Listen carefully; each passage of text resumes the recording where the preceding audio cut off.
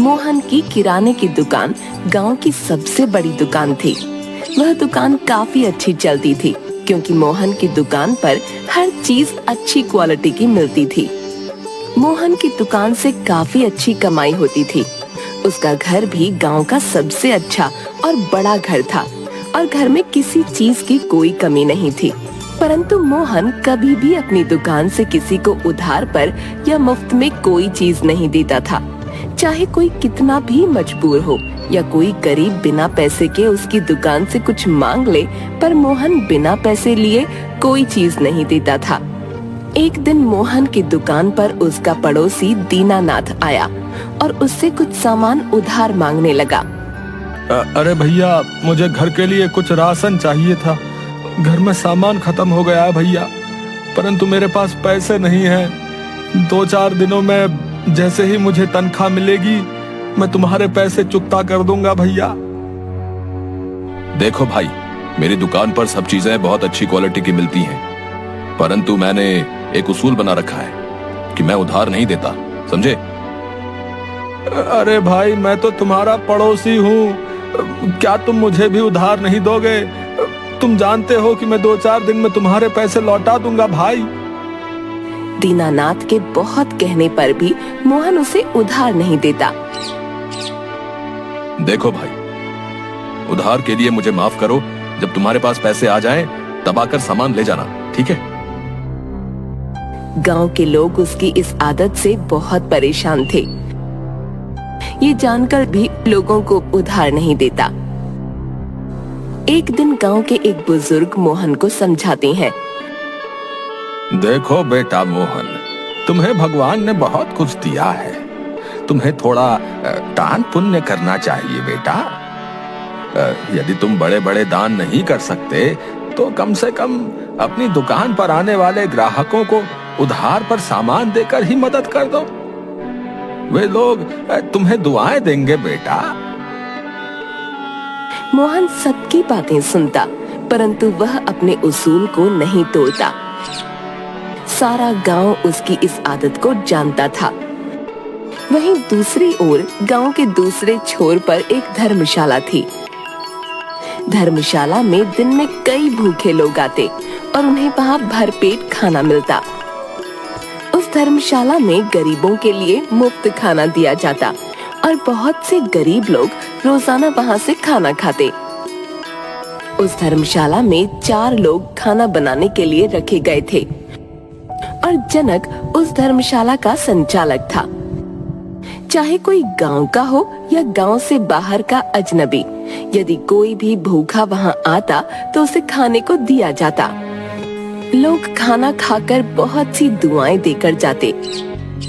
गांव के सभी लोग उस धर्मशाला चलाने वाले को बहुत सी दुआएं देते थे।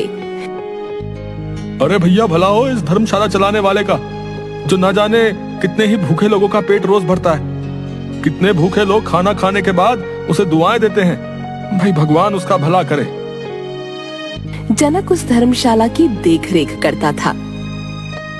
मोहन का बेटा अनिल गांव के स्कूल में 10वीं कक्षा में पढ़ता था।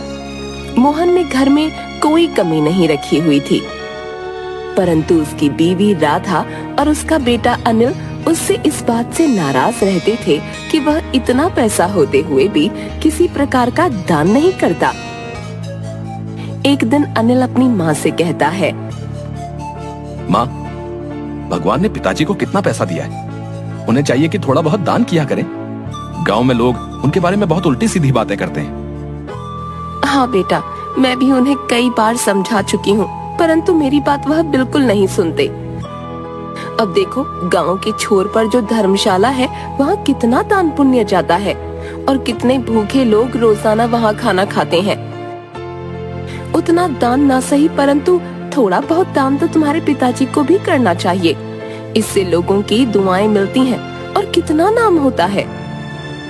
तभी मोहन वहाँ आ जाता है और उनकी बातें सुन लेता है। देखो, मुझे शिक्षा देने की कोई जरूरत नहीं है। मुझे जो करना है वो मुझे पता है। क्या तुम लोगों को मैंने कभी कोई कमी होने दी? और दान पुण्य का दिखावा करना मुझे अच्छा नहीं लगता। उसकी ऐसी बातें सुनकर अनिल और राधा चुप हो जाते हैं। और समझ जाते हैं कि वह अपने पिताजी को नहीं समझा पाएंगे। इसी तरह दिन बीत रहे थे। गांव की धर्मशाला खूब बढ़िया चल रही थी और बहुत से भूखे लोग वहां खाना खा रहे थे। और इस तरफ मोहन के व्यवहार में कोई फर्क नहीं आ रहा था। उसे कोई फर्क नहीं पड़ता था कि गांव के लोग उसे क्या कहते हैं।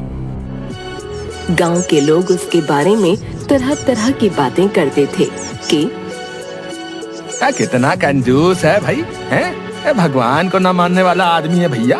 हाँ, इसके मन में कोई भी दया भाव नहीं है रे। अरे ये कभी भी बिना पैसे के किसी को कुछ नहीं देता। बताओ, भगवान न करे इस पर यदि कोई संकट आ गया तो ये किसी की दुआओं में भी नहीं आएगा। हाँ। एक दिन अचानक मोहन की तबीयत खराब हो जाती है और वह दुकान पर ही बेहोश होकर गिर जाता है। दुकान पर खड़े ग्राहक तुरंत उसे अस्पताल लेकर जाते हैं, जहां डॉक्टर उसे जांच करने के बाद बताता है कि उसे लकवा मार गया है। अब मोहन ना तो बोल सकता था और ना ही चल फिर सकता था। गांव में मोहन के बीमार होने की खबर आग की तरह फैल जाती है। सभी लोग उसके बारे में बातें करने लगते हैं। कुछ लोग कहते हैं, अरे भाई, अगर इसने कुछ दान पुण्य किया होता है तो आज किसी की दुआ भी लग जाती है कि नहीं? परंतु इसने तो कभी किसी की मदद नहीं की भैया, है? और ना ही एक पैसे की चीज किसी को मुफ्त में दी है। अब तो भगवान ही इसका मालिक है भाई। इस तरह गांव में लोग तरह तरह की बातें करते रहते।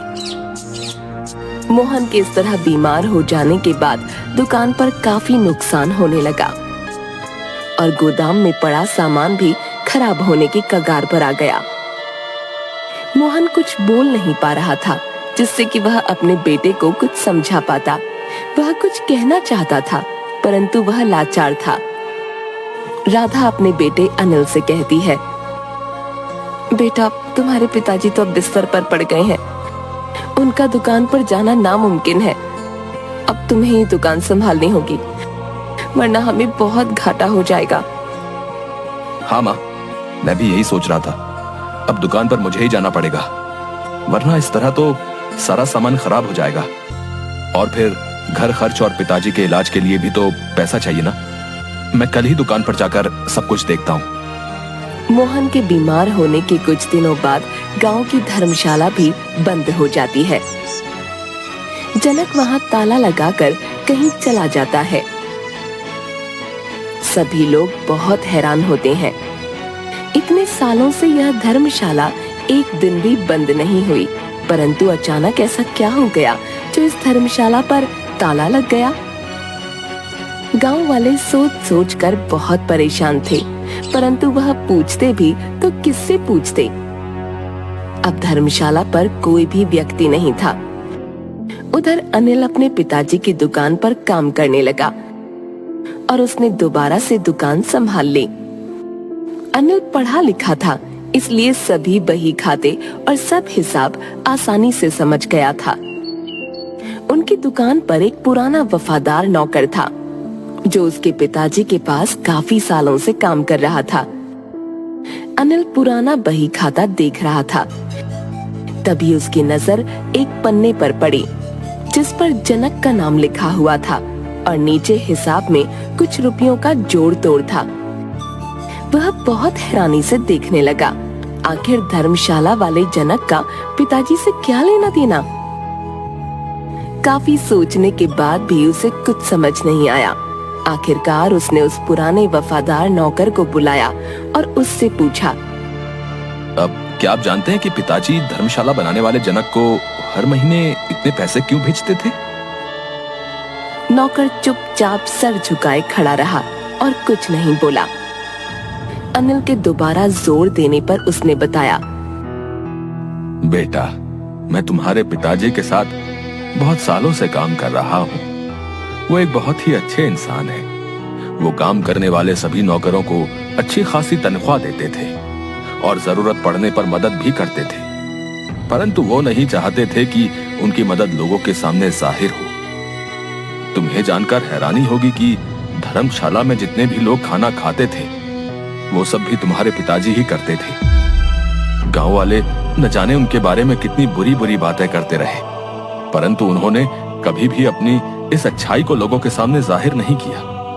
वो कहते थे कि इंसान अच्छा काम करे परंतु उसका ढिंडोरा ना मचाए। नौकर के मुंह से ये बातें सुनकर अनिल के पैरों तले जमीन खिसक गई।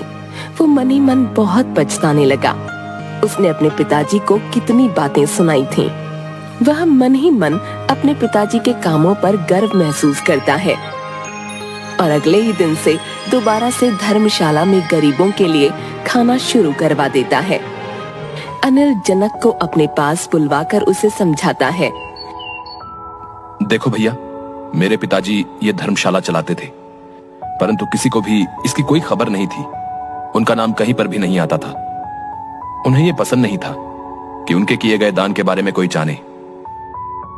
अब वो बहुत बीमार हैं और कुछ कह भी नहीं पा रहे, परंतु मुझे पता चल गया है इस धर्मशाला का सारा खर्च मेरे पिताजी ही उठाते थे। अब मैं दोबारा से इसे शुरू करना चाहता हूं। पहले की तरह से ही काम शुरू करवा दीजिए और भूखे और जरूरतमंद लोगों के लिए खाना बनवाना शुरू कीजिए। मैं हर महीने पहले की ही तरह पैसे भेज दिया करूंगा, परंतु ध्यान रहे जैसा काम पिताजी करवाते थे वैसा ही होना चाहिए और किसी को इस बात का पता नहीं चलना चाहिए कि काम कौन करवा रहा है। जी, जैसा आप कहें। पहले भी सेठ जी ने मना किया था, इसलिए आज तक ये बात किसी को भी नहीं पता चली। आगे भी मैं किसी से नहीं कहूंगा। सेठ जी जैसे लोग दुनिया में बहुत कम होते हैं। भगवान उन्हें स्वस्थ करे। इस तरह कुछ ही दिन बीतते हैं और मोहन की तबीयत ठीक होने लगती है। मोहन के घर वाले बहुत खुश होते हैं।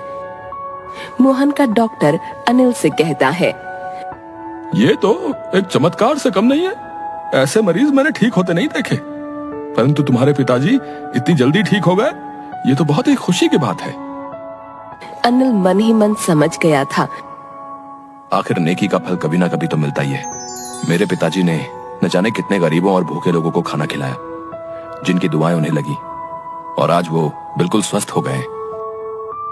इसके बाद से मोहन और उसके बेटे अनिल के अलावा यह बात कोई नहीं जानता था कि धर्मशाला में खाना कौन भेजता है। धर्मशाला पहले की ही तरह रोजाना भूखे लोगों का पेट भरना शुरू कर देती है।